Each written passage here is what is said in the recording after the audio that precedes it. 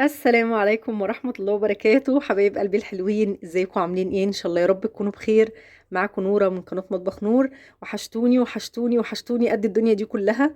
بحبكم قوي وبحبكم في الله، ويا رب دايما كده تكونوا في افضل حال وفي اتم الصحة ان شاء الله بإذن الله. النهاردة فيديو جديد.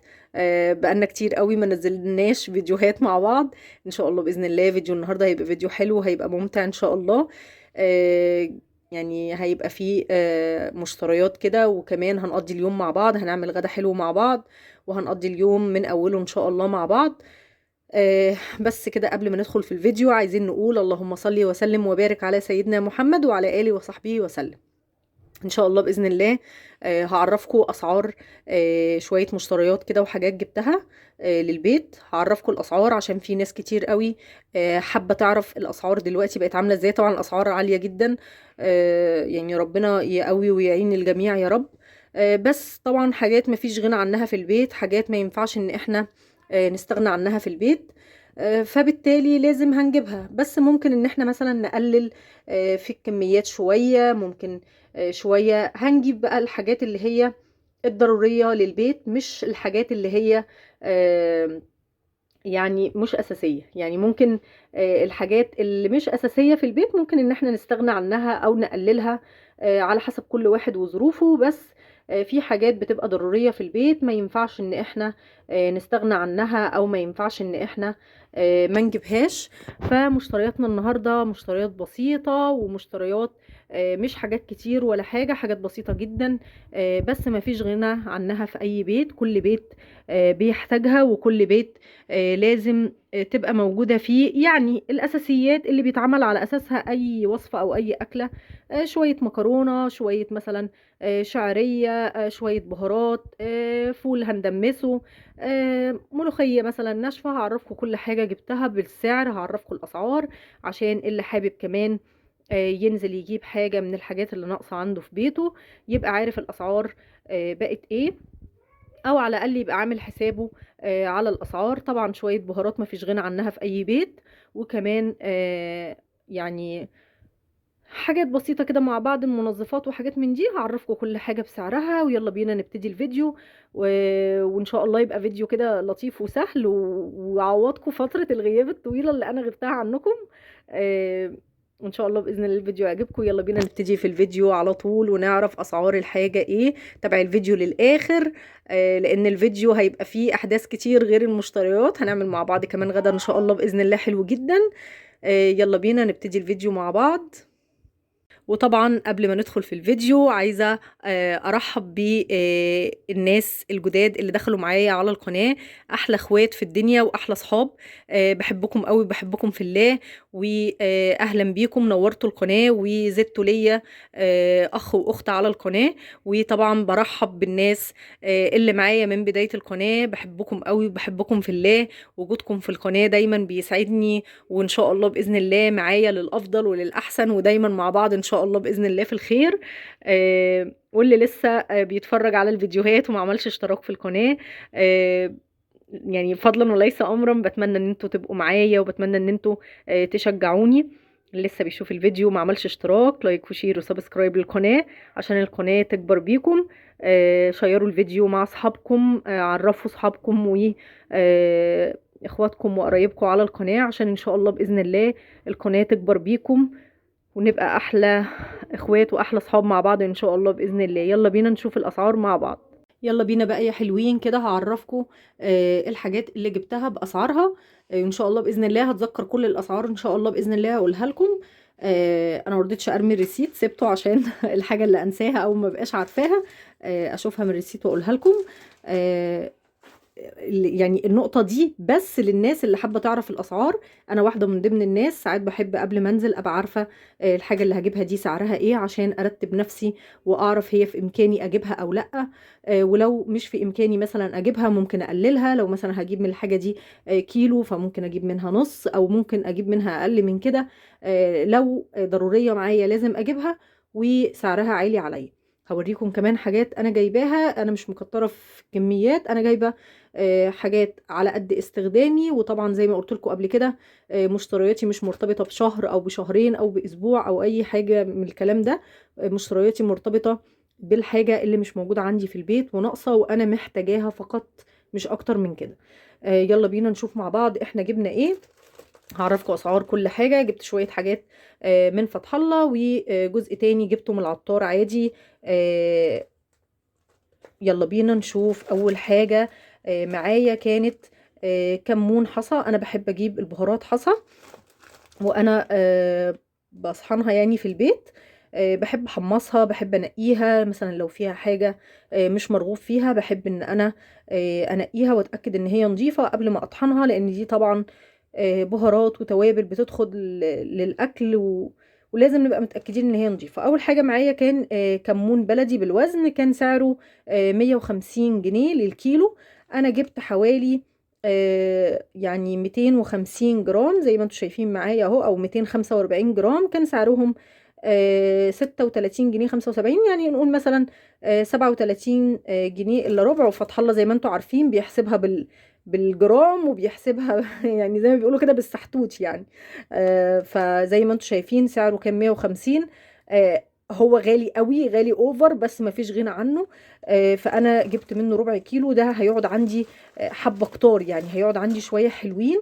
ده مش هستهلكه مثلا في شهر، او ممكن يقعد عندي شهرين وممكن يعدي الشهرين كمان. فده كان الكمون. جبت كمان عدس بجبة او عدس غامق.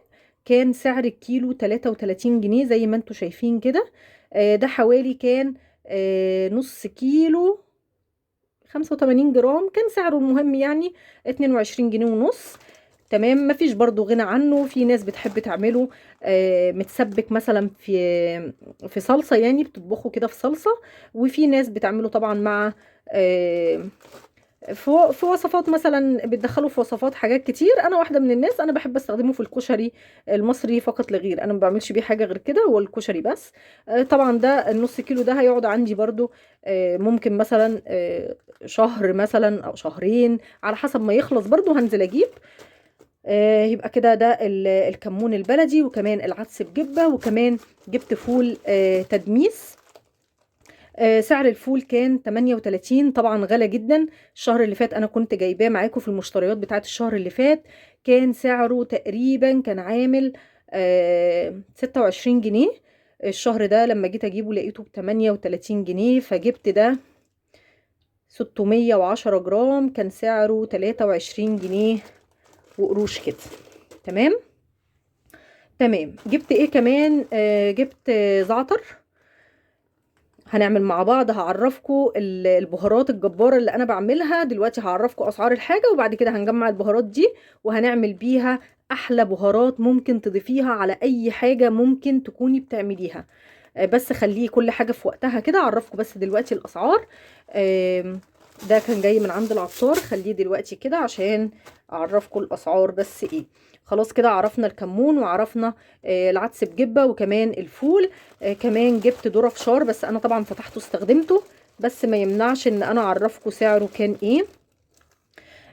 ذرة الفشار زي ما انتم شايفين سعر الكيلو كان 40 جنيه، وده حوالي كان نص كيلو كان سعره 21 جنيه وقروش برضو. كان نص كيلو. تمام. بس انا فتحته استخدمته، بس عرفتكم سعره اهو. ذرة الفشار سعره 40 جنيه. كمان جبت ورق لورا. سعر ورق اللورا كان 125 جنيه للكيلو. انا طبعا جايبه دول 70 جرام. 70 جرام دول عاملين 9 جنيه الا ربع. بصوا قد ايه كتير جدا اهو، وبرده مفيش غنى عنه. جبتي ايه كمان يا نوره؟ جبت، هقول لكم كمان جبنا ايه. جبت كاري كمان. تمام. سعر الكاري 140 جنيه. دول 70 جرام عاملين 9 جنيه او 9 جنيه و80 قرش، يعني 10 جنيه. 10 جنيه كاري. تمام. وده قرنفل او مسمار، يعني على حسب ما انتوا بتقولوا عليه في البلد بتاعتكم. ده سعره كان، اقرب لكم كده، سعر القرنفل او المسمار كان ب 475 جنيه للكيلو. طبعا احنا مش هنجيب بالاسعار الخرافيه دي. انا جايبه دول 30 جرام كانوا عاملين 14 جنيه وربع اهم. انا مش عايزه اكتر من كده. جبت ايه كمان؟ جبت ملوخيه ناشفه، بس انا فتحتها استخدمتها، بس برضو هعرفكم سعرها كان كام. بس انا فتحتها استخدمتها. الملوخيه الناشفه سعرها 45 جنيه، ودول حوالي كانوا تمن. كان تمن كان عامل كام يا نوره؟ ثانيه واحده ثانيه واحده. كان عامل، استنوا معايا، كان عاملين تقريبا 5 جنيه ونص. بصوا قد ايه. ملوخيه ناشفه وخضره وحلوه وجميله، وبتبقى لذيذه برضو، انا بحبها بصراحه. ادي الملوخيه الناشفه، وعرفتكم القرنفل كمان سعره كام. في كمان حبهان. الحبهان كان سعره، اللهم صل على النبي، الكاميرا مبكسله، بس الحبهان سعره 800 جنيه للكيلو. ما تتخضوش، انا جايبه حاجه صغيره برضو، انا جايبه 30 جرام عاملين 24 جنيه. حبه حلوين وكتار هينفعوني برضو، استخدم لوصفه، استخدم لحاجه. حبايه الحبهان حلوه ومليانه، مش فاضيه. تمام. جبنا ايه كمان؟ جبنا فلفل اسود. سعر الفلفل الاسود كان 140 جنيه للكيلو، دول 265 جرام عاملين 37 جنيه. تمام. برضو الفلفل الاسود ده هو ازيد من ربع شويه، هيقعد عندي برضو حبه حلوين. انا هنقيه وهستخدمه، يعني الحاجات اللي زي كده بحب انقيها زي ما قلت لكم، واحمصها كويس واتاكد ان هي تمام، واطحنها انا على ايدي. طيب جبنا ايه كمان؟ جبت زعتر. الزعتر دول كان سعر الزعتر الكيلو ب100 جنيه، دول 50 جرام عاملين 5 جنيه. بصوا قد ايه زعتر. زعتر جميل حلو، بس اهم حاجة يا حبايبي في الزعتر لازم يتنقى كويس جدا. الزعتر بيبقى غير ان هو بيبقى فيه تراب، بيبقى فيه زلط. يعني بيبقى فيه زلط لو ما تنقاش كويس قوي بيأذي السنان جدا جدا. الزلطايه بتاعته محملة قوي وجامدة، وممكن تكسر السنان فيها. نقي حاجتك كويس جدا، بالذات حتى لو جايباها من مكان نضيف، حتى لو جايباها من عطار انت متأكدة منه. الحاجة اللي زي كده بتبقى موجودة في شكاير، او في ايا كان محطوطة في ايه، او محطوطة في بوكسات عنده. بتبقى معرضة للتراب، بتبقى معرضة في جمعها ذات نفسها، بتبقى معرضة ان هي يبقى فيها زلط او فيها حاجة. فلازم اتأكد ان حاجتي كلها متنقية ونضيفة وحلوة قبل ما اطحنها. معايا كمان هنا ده جنزبيل بودر. انا بحب قوي الجنزبيل بتاع فتح الله، لان بتبقى ريحته قوية وطعمه بيبقى قوي جدا. الكيلو منه عامل 100 جنيه، دول 70 جرام. هم شوفوا معايا كده السعر ب 100 جنيه للكيلو، ودول 70 جرام الوزن عاملين 7 جنيه. بصوا قد ايه ما شاء الله، كتير جدا جدا جدا، هيكفوني مدة طويلة قوي. لان انا الجنزبيل الحاجات البودر دي انا بستخدم منها يعني ربع معلقة مثلا، حاجات كده زي ما بيقولوا كده على الشعرة، يعني ما بحطش منها معلقة او حاجة زي كده. حاجة بس ايه لا تذكر كده، بس تدي نكهة مش اكتر. جبنا ايه كمان؟ جبنا ده كركم حصى، وهم طحنينه يعني. انت بتبقي واقفه مثلا في فتح الله، مكنه الطحن بتبقى شغاله، وهم بيطحنوا لك الحاجه اللي انت عايزاها. فده كركم حصى. بصوا معايا اهو، كركم حصى. كان سعر الكيلو بتاعه، ثانيه واحده، سعر الكيلو كان 100 جنيه، ودول كانوا 70 جرام عاملين 7 جنيه. شايفين معايا؟ يعني احنا كده ب7 جنيه كركم، وب10 جنيه كاري، وب7 جنيه جنزبيل، يعني حاجات خفيفة. ب5 جنيه زعتر، حاجات خفيفة، وفي نفس الوقت يبقى عندك بهاراتك وحاجتك في البيت. مفيش غنى عنها خالص. دي معانا بقى كزبرة حصى. كزبرة الحصى دي كان سعر الكيلو 70 جنيه، ودول 90 جرام عاملين 6 جنيه وربع. بصوا قد ايه كزبرة متحمصة وجميلة وحلوة، بس انا برضو هنقيها واتأكد منها وقبل ما اطحنها. دول عاملين كام؟ عاملين 6 جنيه وربع. اهو قرب كده سنة عشان تشوفوه. جبنا ايه كمان؟ جبنا بابريكا. بابريكا سعرها كام؟ سعر البابريكا 160 جنيه، ودول 65 جرام عاملين 10 جنيه ونص. تمام. تمام كده خلاص عرفتكم البهارات اللي جبتها يعني من فتح الله، وكمان الفول، وكمان العدس بجبه، ذره الفشار. يعني دي الحاجات كده اللي جت من فتح الله في البهارات والحاجات دي. تعالوا بقى اقول لكم بقى ايه جبنا ايه كمان. ازازه الخل دي كان موجود عليها عرض، كانت تقريبا عامله، استنى هقول لكم كان سعرها كام بالظبط.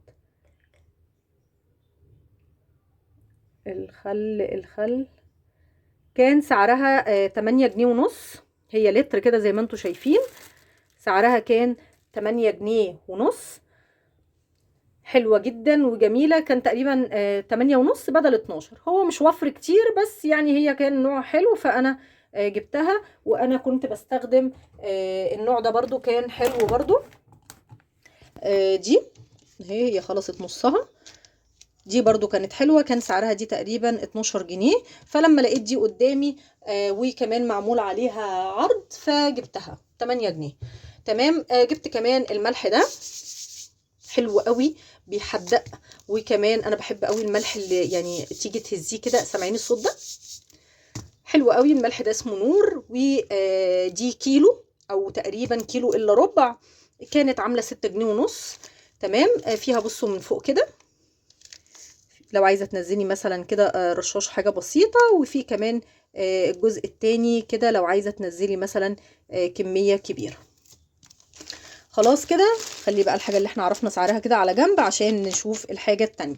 جبت كمان ايه من فتح الله، جبت كمان كاكاو خام اسباني، بس جبتها فاتحه مش غامقه، لان انا عايزه استخدمها في يعني مشروبات، مش عايزه استخدمها في كيك او حاجه، فجبتها الفاتحه.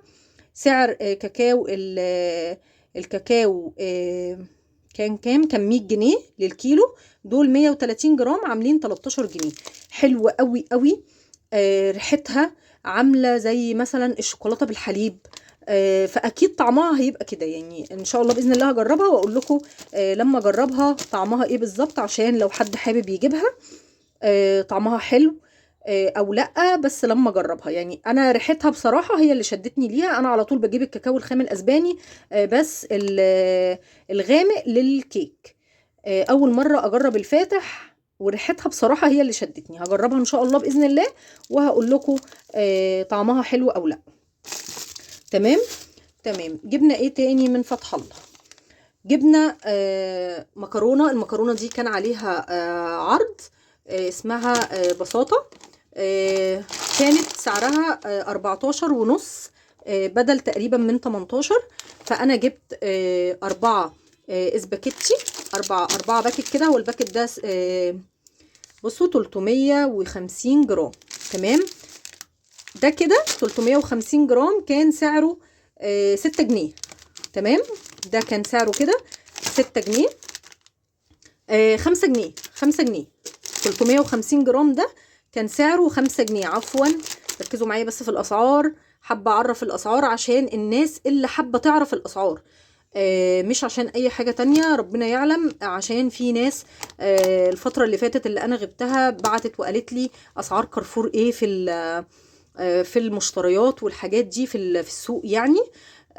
فانا عشان ما كملتش الجوله لظرف ما حصل في التليفون، فحبيت لما نزلت واجيب الاسعار يعني واجيب الطلبات دي، حبيت اعرفهم بس الاسعار. كده المكرونه دي كان معمول عليها عرض، هي 350 جرام كان سعرها 5 جنيه. جبت منها 4. تمام اهو، جبت منها 4 كانوا عاملين 20 جنيه. تمام. جبت برضو الكبيرة بتاعتها، الكيس حجمه كيلو اهو. ركز ركز ركز اهو، 1 كيلو اهو، كان سعره 14 جنيه ونص. جبت الشكل ده، وجبت كمان كيلو من الشكل المعوجة دي كده، او المعوجة مسمينها المعوجة يعني.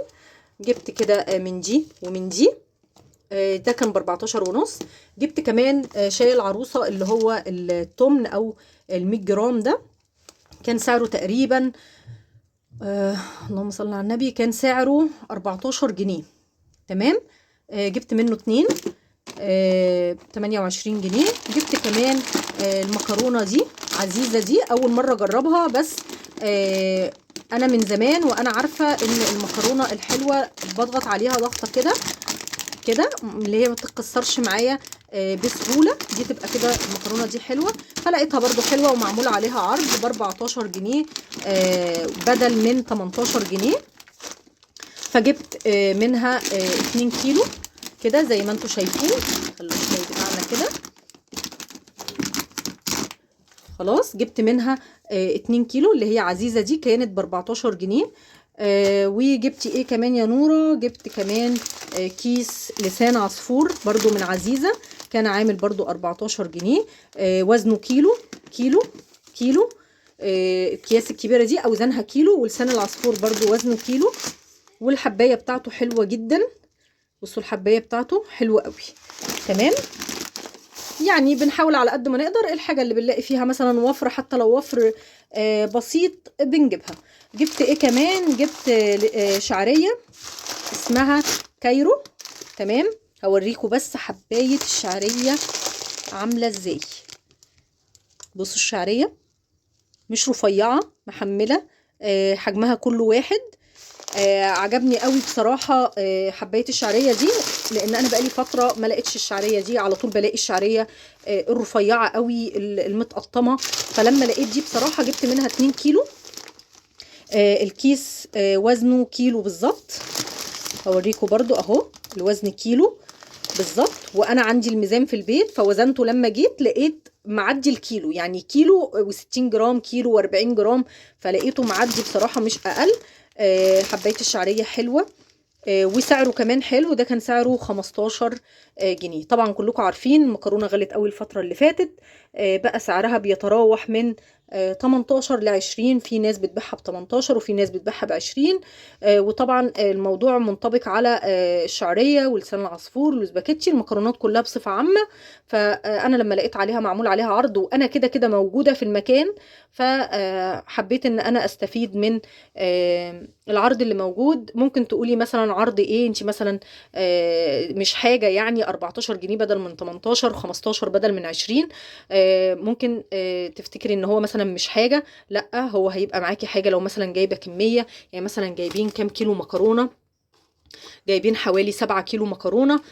في وفر في كل كيلو من دول 4 جنيه و5 جنيه، يعني الكيس ده ب 15 بدل 20. ففي وفر كده 10 جنيه في الكيسين، واللي ورا برضو في وفر في كل كيلو.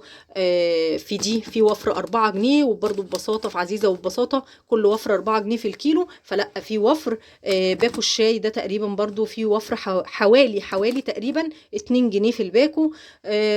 كل حاجة هتلاقي فيها وفر، حتى لو وفر بسيط انتي اولى بيه. ممكن يعني حاجة على حاجة على حاجة هتجمعي هتجيبي حاجة تانية. تمام كده خلاص احنا خلصنا الحاجة بتاعة فتح الله. هركنها بقى كده على جنب عشان حابة اوريكم الحاجة اللي جبتها من عند العطار. وزي ما قلت لكم قبل كده انا ما بجيبش، يعني انا الحاجة اللي بجيبها مش بجيبها شهر 2 3 زي ما عرفتوا معايا. انا بجيب الحاجة اللي ناقصة عندي في البيت، وفي نفس الوقت لما بتخلص وربنا كرم والدنيا تمام بنزل اجيب الحاجة اللي مطلوبة للبيت. برضو انا ماشية على كده على طول، ما بحبش اجيب واركن حاجات ملهاش لازمة، وفي نفس الوقت ما بحبش ان انا اخزن حاجات ملهاش لازمة. كنا جايبين مع بعض ما جبتيش رز ليه يا نوره؟ لان انا الشهر اللي فات كنا جايبين مع بعض شكاره رز، فهي لسه موجوده اللهم بارك. فما احتجتش ان انا اجيب رز.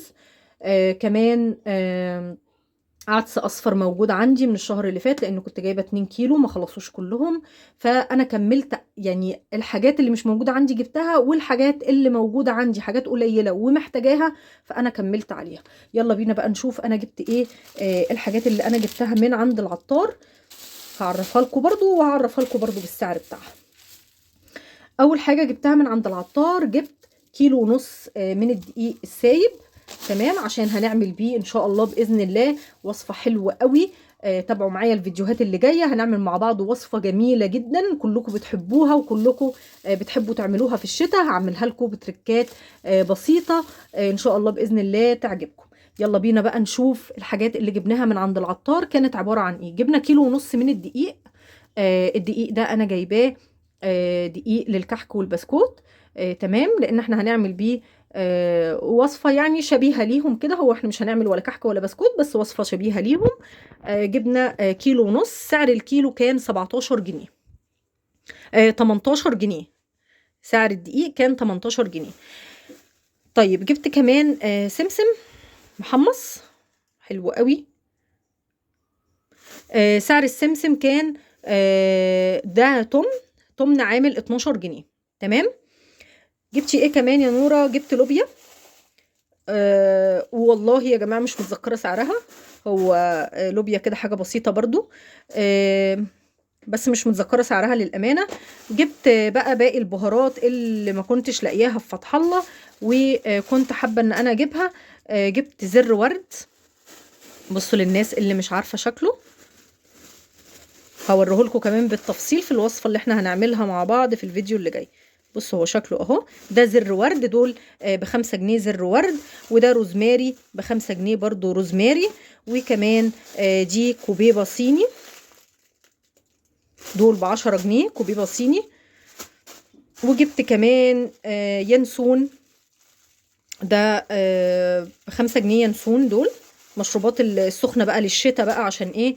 الدفا. احنا جبنا كاكاو من فتح الله، فقلنا بقى خلاص نجيب ايه؟ حلبة. 5 حلبة وب5 ينسون. ودول ب10 جنيه سحلب، لان انا ما لقيتش سحلب سايب في فتح الله. وما كنتش حابة اجيب المعلب.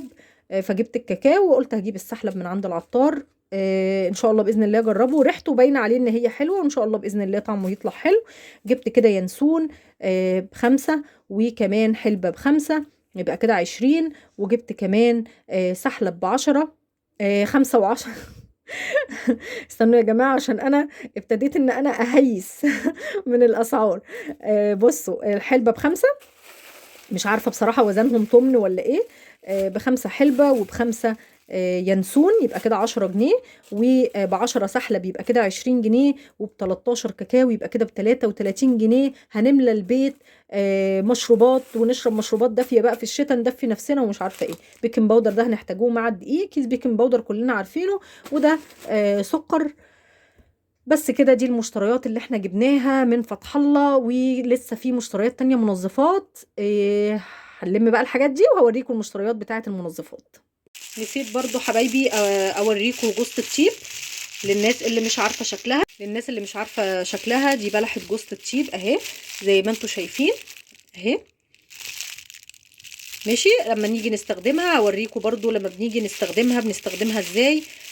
دول 2 وكان سعرهم 7 جنيه. بص حبايبي برضو جبنا ايه، جبت شوية منظفات او حاجات يعني ايه، مش منظفات يعني حاجات ناقصة في البيت. فحبيت ان انا اجيبها. حاجات بنستخدمها على طول في التنظيف وفي الحاجات دي، فكانت لازم تيجي يعني. هعرفكم دلوقتي جبت ايه كله برضو بالاسعار. بصوا جبنا ايه. جبت اول حاجه، تعالوا كده كده كده كده، يلا بينا. جبت اول حاجه كان معمول عليه عرض برضو في فتح الله. كان كيس الطايد ده اللي هو باللافندر ده. هو وزنه كام؟ اقول لكم وزنه حوالي كيلو 300 جرام.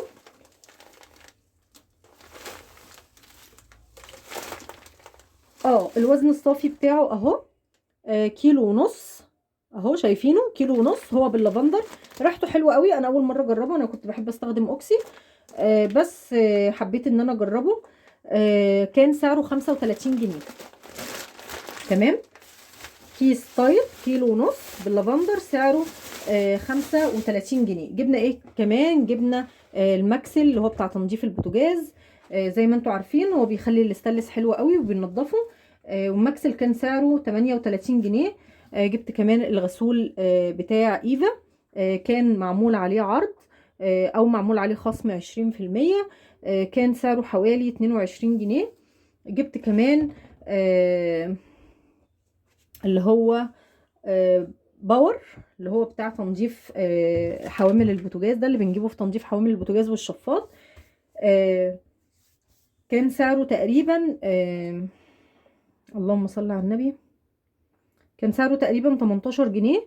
وجبت كمان ملمع الازاز من فريدة، وجربته حلو قوي على فكرة. انا جربته عشان اقول لكم عليه. حلو قوي، بيلمع الازاز حلو قوي.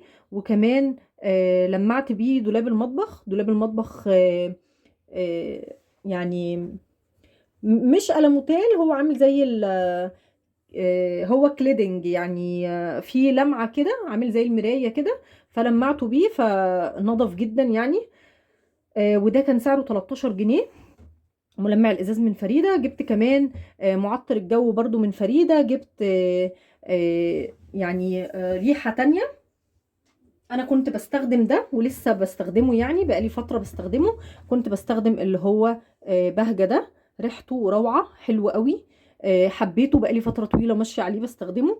بصوا هي لسه فيها تقريبا لغاية هنا اهي، شايفينها. ف لما كنت هناك يعني ولقيت فيه عروض معمولة على فريدة معطرات وكله، انا كده كده كنت هجيب نفس الريحة اللي انا متعودة عليها اللي هي بتاعة بهجة. بس لما البنوتة اللي كانت من يعني اللي كانت موجودة ورتني الريحة دي، ريحتها عجبتني. اسمها مروج، شايفينها؟ ريحتها حلوة قوي برضو، فعجبتني. فجبت برضو معطر بتاع فريدة، كان سعره 26 جنيه. جبت بقى صابون الحمام. جبت النوع ده اللي اسمه جو. جبت منه يعني بريحتين، ريحتين مختلفين، دي ودي. هي طبعا الأقوى البيضة، البيضة قوية جدا. وكمان جبت واحدة دورو. تمام. جبت كمان الكياس دي اللي هي بتاعت الهدوم الغامقة. ما حبيتش اجيب ازازة كبيرة عشان اولا سعرها كان غالي جدا، ثانيا انا استخدامي فيه قليل قوي. فهو سعره كان 3 جنيه، فجبت منه اتنين. لما باجي اشغل على دورة هدوم غامقة، بغسل عادي. بس لو احتجت مثلا هدوم بتبقى سودة قوي او جواكت او حاجة زي كده، فبفضي كيس من ده عليه وبغسل بيه. بس دي الحاجات بقى اللي انا جبتها اللي كانت ناقصة عندي وانا جبتها. وبعد كده من فتح الله، بعد كده بقى وانا جاية حودت بقى على بتاع المنظفات، الراجل الطيوب اللي موجود في المنطقة. جبت ايه؟ جبت منه الاريال ده. انا كده كده هستخدم طايت، وكده كده عندي اوكسي، بس بحب اجيب الاريال السايب ده عشان لو احتجت اغسل اي حاجة، اغسل مثلا سجادة، اغسل كتاشي الولاد، اغسل اي حاجة من دي، فبحب استخدم ده. ده اريال سايب. بص هو انا جبت 2 كيلو، هو وزن لي كان في منه الابيض والازرق. قال لي عايزه لون ايه؟ قلت له حط الاتنين مع بعض. فوزن كيلو ابيض وكيلو ازرق. ده الكيلو منه عامل 14 جنيه. وحلو على فكره برضو في الغسيل، ممكن عادي جدا تستخدميه في غسل الهدوم عادي قوي، بيرغي وبينظف، لو في بقع بينظف. جبت ايه كمان من عنده؟ برضو حاجات برضو اجربها، لو عجبتني مش هجيب تاني. البريل المغلف. كتير مننا دلوقتي بيحب يعمل الصابون بتاع المواعين، بيعمله بنفسه في البيت للتوفير. فده سعره كان حلو قوي، وانا حبيت ان انا اجربه. لسه ما جربتوش، بس يعني فتحت الكيس كده عشان اشوفه. اولا لقيته ريحته حلوه، ثانيا لقيته مش تقيل قوي، عشان انا مش بحب صابون المواعين اللي بيبقى عامل زي المهلبيه التقيل التقيل قوي. لقيت قوامه حلو قوي، وكمان ريحته حلوه، ملمسه بين ايديا حلو قوي. وان شاء الله باذن الله يبقى كويس، ويبقى خفيف على ايدي، ما يقشرش ايدي او يعمل اي حاجه. لو عجبني، انا جبت منه لتر، اللتر ده عامل 6 جنيه. هجربه لو عجبني. انا عندي كده كده الجراكن اللي هي بتاعت بريل، عندي كذا واحد يعني. لو عجبني وارتحت له وارتحت لغسيله في المواعين وكده وما بوظش ايدي يعني، هجيب منه هديله يعني الجراكن اللي هي او الازاز الكبيره اللي هي بتاعت بريل دي، هخليه يملاها لي صابون لو عجبني. جبت ايه كمان من عنده؟ جبت دوني. دوني بتاعه ريحته هي اللي شدتني. انا كنت في الاساس واقفه اجيب اريال من اللي هو ده. ريحه الدوني هي اللي شدتني ان انا اساله هو ده ايه. قال لي ده دوني. ريحته حلوه قوي قوي قوي. آه زي ما انتم شايفين كده، بصوا تقله حلو يعني. بصوا بينزل بسهوله من الكيسه، مش تقيل قوي، عامل برضو زي الجيلي. عشان انا الحاجات اللي بتبقى تقيله قوي دي بحس ان هم بيبقوا حاطين لها حاجات تزود من تقلها يعني. بس ده لا، ده سمكه حلو، سمكه حلو. بصوا اهو، اهو بينزل بسهوله من الكيسه. بصوا لو عايزه اعمله كده من الكيسه هينزل معايا بسهوله. ده كان لتر دوني، كان عامل 10 جنيه. اللتر عامل 10 جنيه. فانا والله هجربه لو طلع حلو وعجبني وادى ريحه حلوه للهدوم. طبعا كلكم عارفين ان الدوني احنا بنحطوه في اخر حاجه، في اخر شطفه. لو طلع حلو وعجبني، انا برضو هامله الجيركن الكبير بتاع الدوني اللي عندي. هو تقريبا سعته 3 لتر حاجه زي كده. لو ده عجبني هملاه برضو من عنده. لو ما عجبنيش فخلاص، هي تجربه وخلاص. لو عجبني طبعا هقول لكم يعني. لو عجبني ده وده انا هقول لكم. بس دي الحاجات اللي انا جبتها للمنظفات اللي كانت ناقصه عندي. ملمع الازاز، المعطر، الحاجات دي كلها مفيش غنى عنها. المنظف بتاع البوتاجاز مفيش غنى عنه. صابون الوش مفيش غنى عنه. يعني كلها حاجات اساسيات لاي بيت بيجيبها. طبعا بتجيبي الكميه المناسبه ليكي والمتاحه معاكي. مفيش حد يظلم نفسه ان هو يضغط على نفسه في اسعار كتير وحاجات من دي. لا، على قدك هاتي اللي تقدري عليه، واللي ما تقدريش عليه الشهر ده ربنا يكرم الشهر اللي بعده وتجيبيه. خليكي ماشيه بمبدأ ان انتي ما تضغطيش نفسك، ما تضغطيش زوجك في طلبات. اللي في ايدك وفي امكانك ان انت تجيبيه وتوفريه لبيتك باقل التكاليف اعملي ده. وما تتردديش ان انت توفري على قد ما تقدري في بيتك في نطاق المعقول، وامشي في نطاق المعقول. بتمنى يا رب فيديو النهارده يكون عجبكم. بتمنى يكون فيديو خفيف كده على قلبكم. ولو عجبكم الفيديو ما تنسونيش في اللايك والشير والدعم للقناه والاشتراك في القناه، عشان القناه تكبر بيكوا وليكوا، ونعمل ان شاء الله مع بعض فيديوهات كتير. استنوا بقى فيديوهات حلوه كتير قوي مع بعض الفتره اللي جايه، وشجعوني قوي بقى باللايكات. اشوفكم دايما على خير، واشوفكم في فيديوهات جديده، ومع الف سلامه.